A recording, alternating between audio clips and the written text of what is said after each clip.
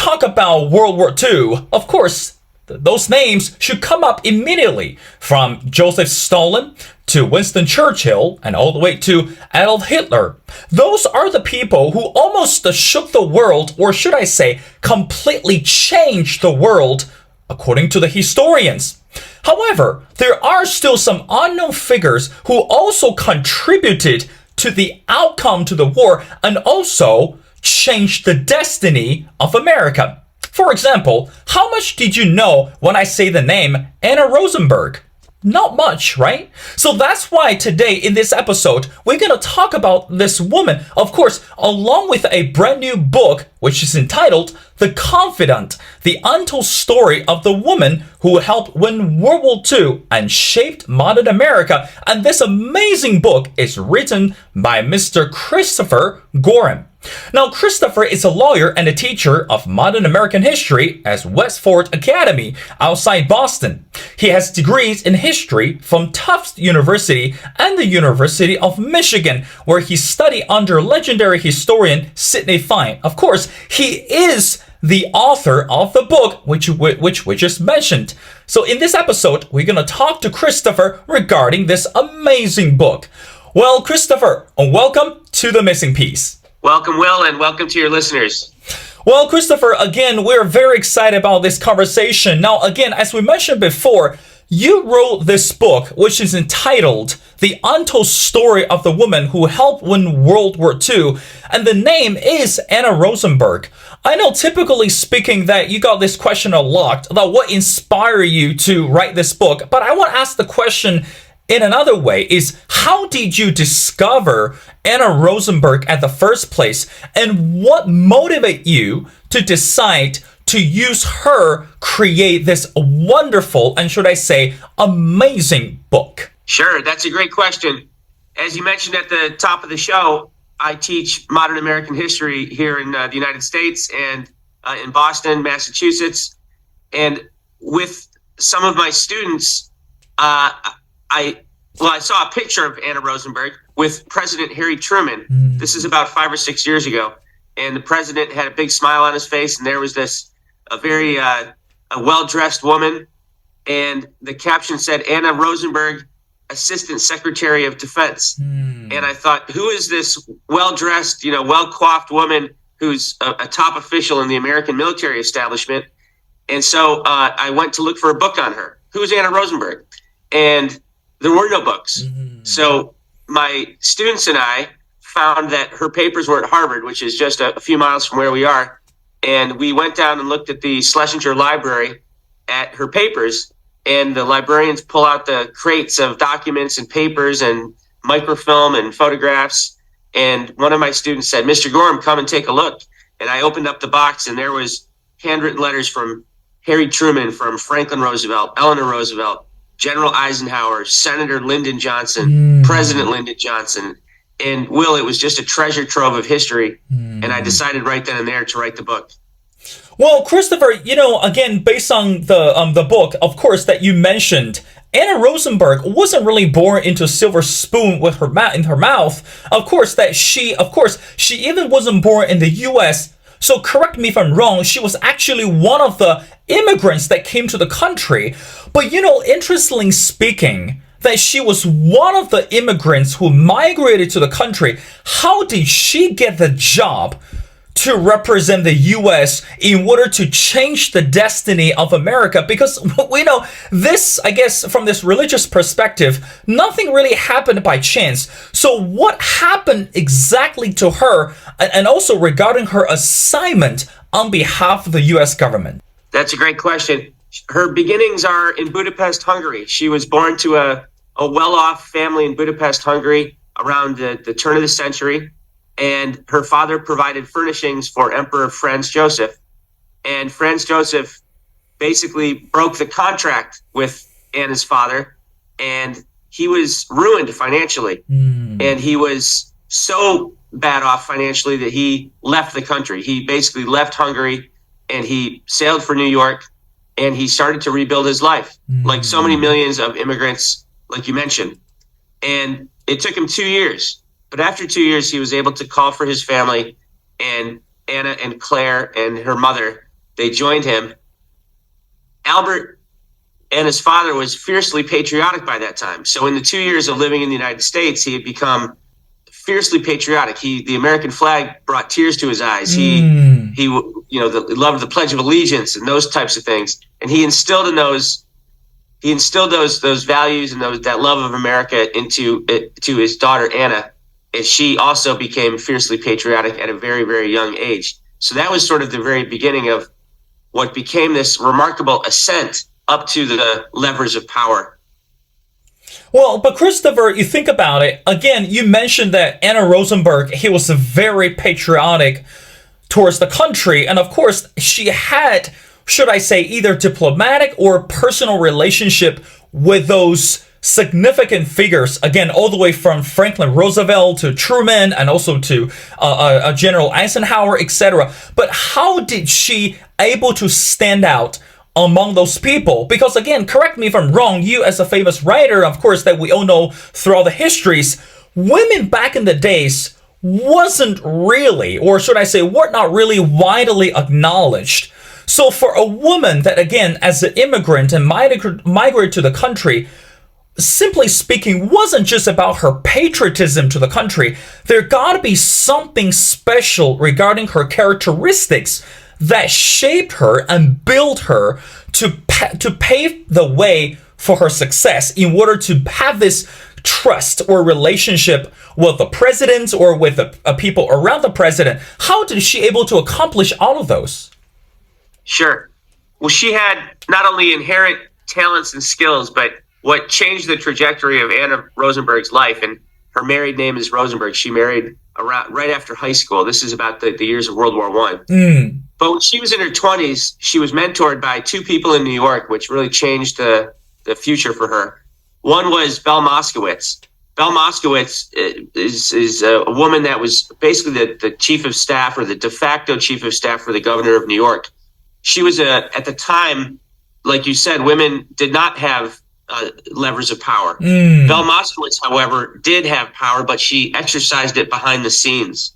She was a behind the scenes powerful force for the governor of New York. So she was writing speeches and writing legislation. She was talking to other lawmakers, all behind the curtain.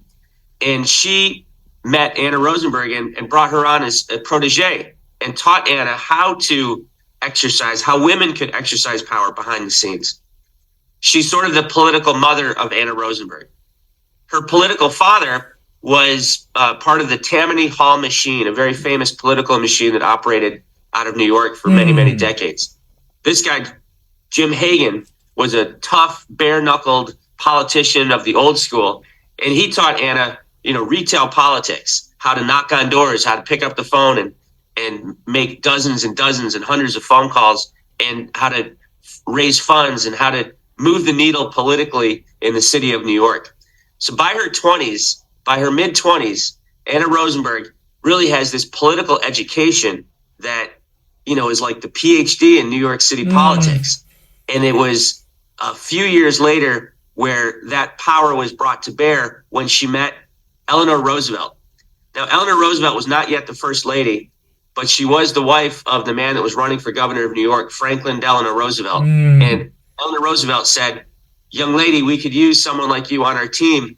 And Anna Rosenberg, at age about 28, was part of the team that helped Franklin Delano Roosevelt win the New York governor's race in 1928. And of course, we didn't know that the Great Depression would then hit the country a year later. But that launched his political career up to the presidency, because he did so well in New York that he was the leading contender for president in the 1932 election, and he was going to bring Anna Rosenberg with him.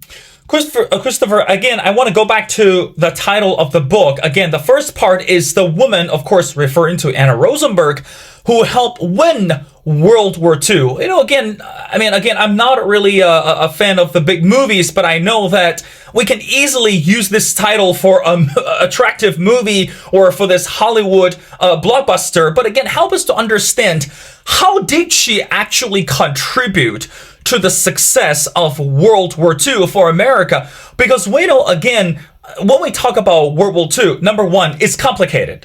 And number two, it's not just about her. It's really about this collective effort, this tenacity and this spirit of persistence. Of course, that for men and women who sacrifice themselves for the success of the country.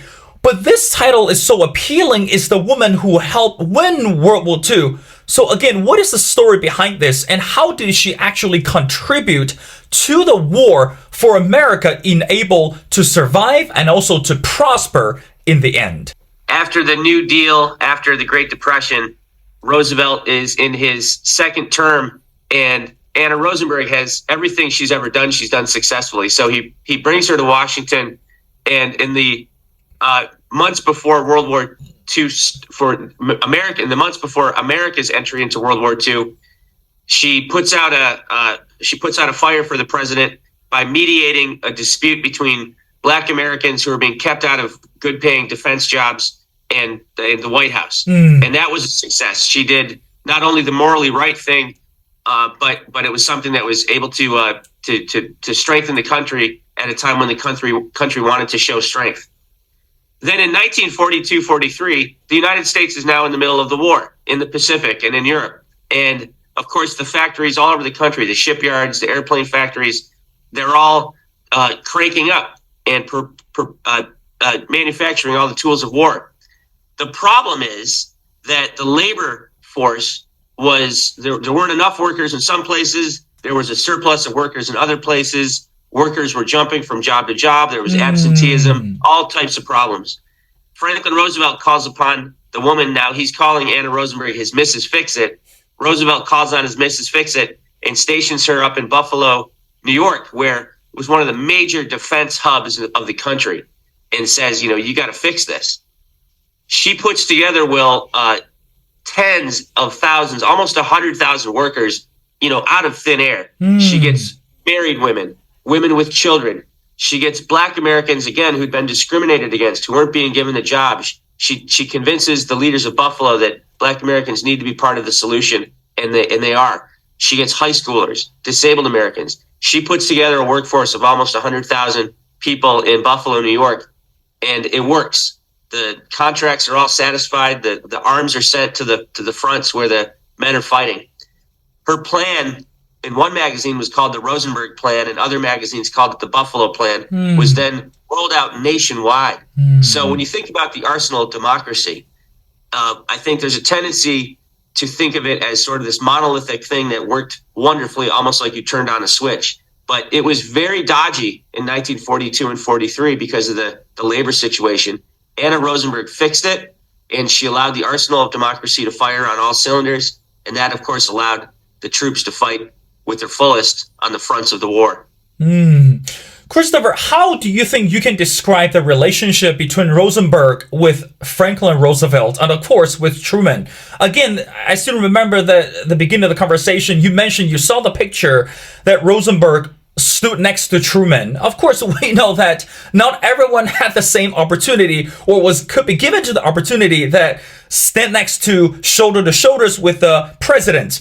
So we know that she contributed so much to America owing to her patriotism and, of course, the relationship with FDR and Truman. But in general, how do you think we can describe that, again, her relationship with those people? Because at some point, in reality, we know it's not easy to work with the president. It's not easy to really bend the rules and really have to tell the president to say, hey, listen, sir, with due and respect, that's not going to work.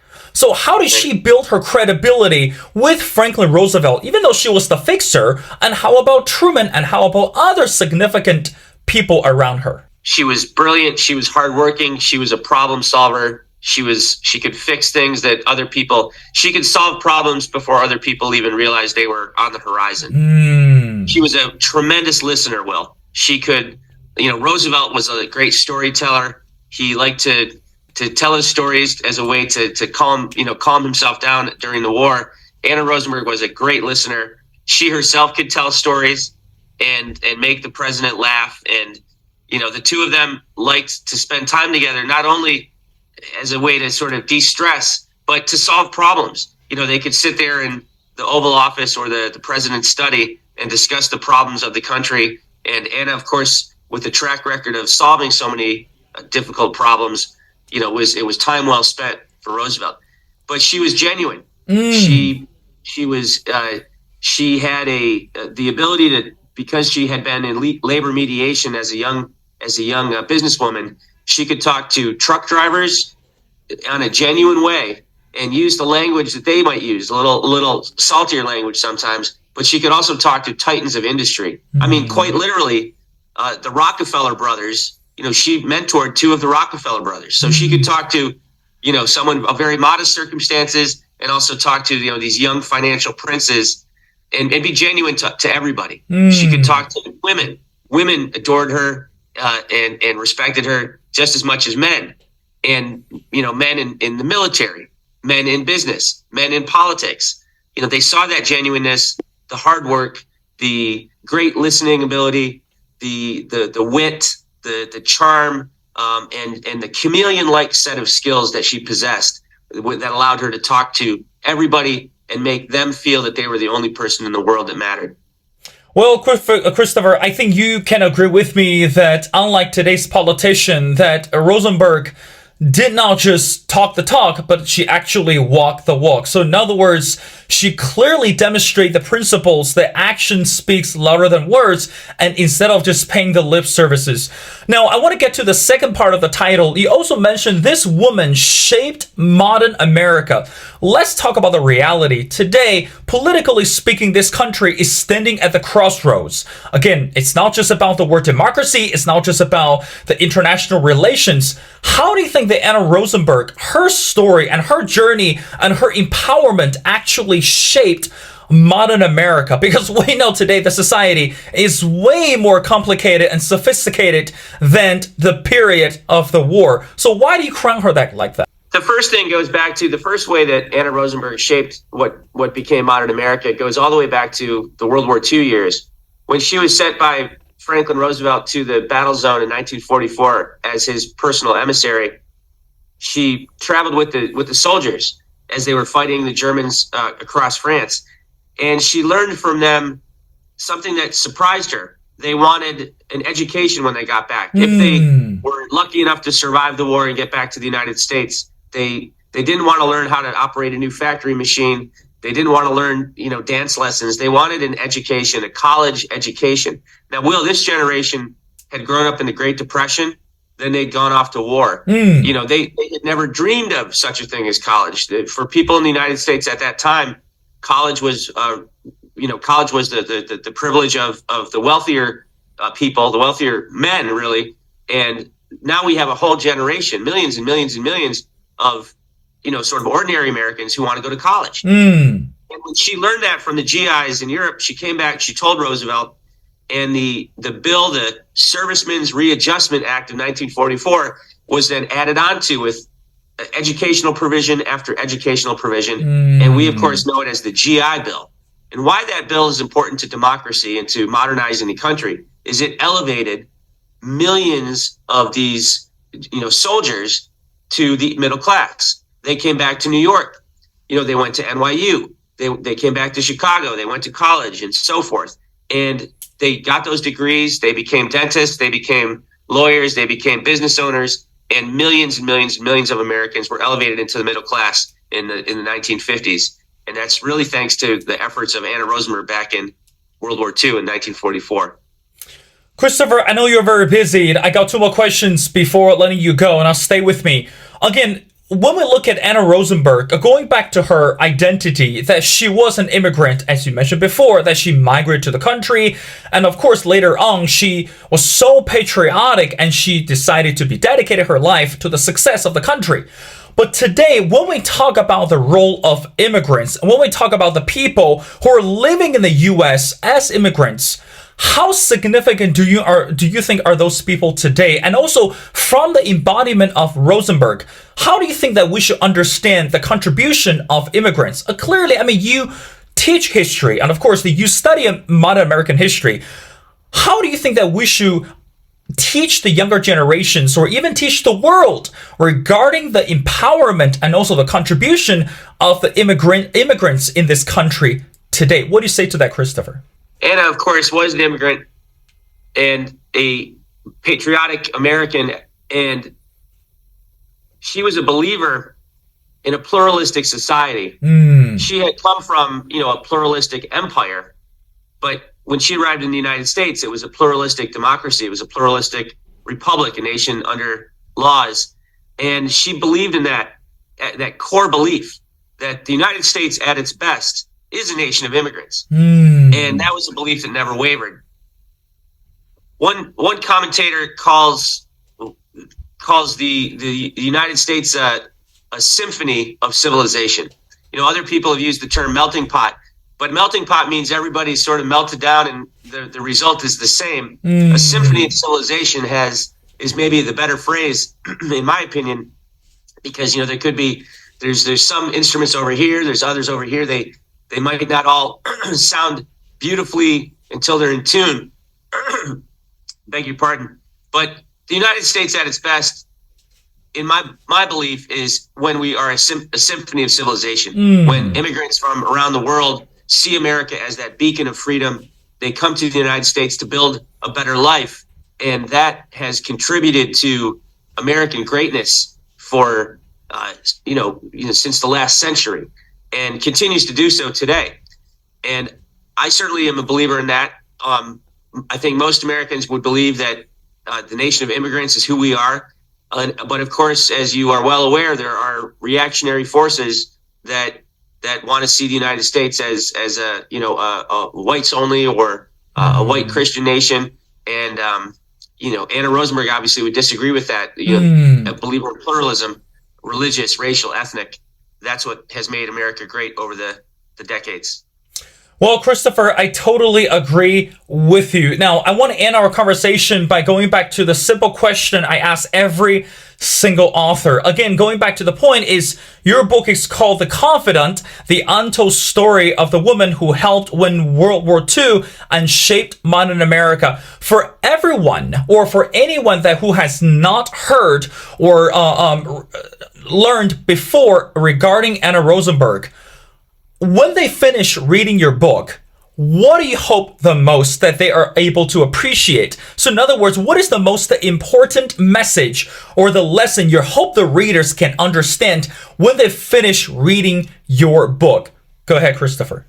I hope that they finish the book seeing that one's voice can be heard and change the political trajectory of a country if you are well informed, if you are willing to dig up the data and present it, if you're willing to be consistent in your beliefs, if you're willing to be open-minded and open-hearted, you can change things. And whether it's housing equity, whether it's, it doesn't have to be any specific political problem that you're trying to address. But the point is that if you're willing to engage as a citizen with maximum effort and with the information behind you, that you've done the homework, you can change things. What we see today, Will, so much is performance politics, where no problems are really being even addressed, let alone solved.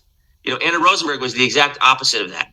She did it quietly behind the scenes. A lot of people didn't even know that her hands were part of that solution, but she was solving massive problems and setting a trajectory for the country that allowed it to modernize and reach its full greatness, both during and after World War II.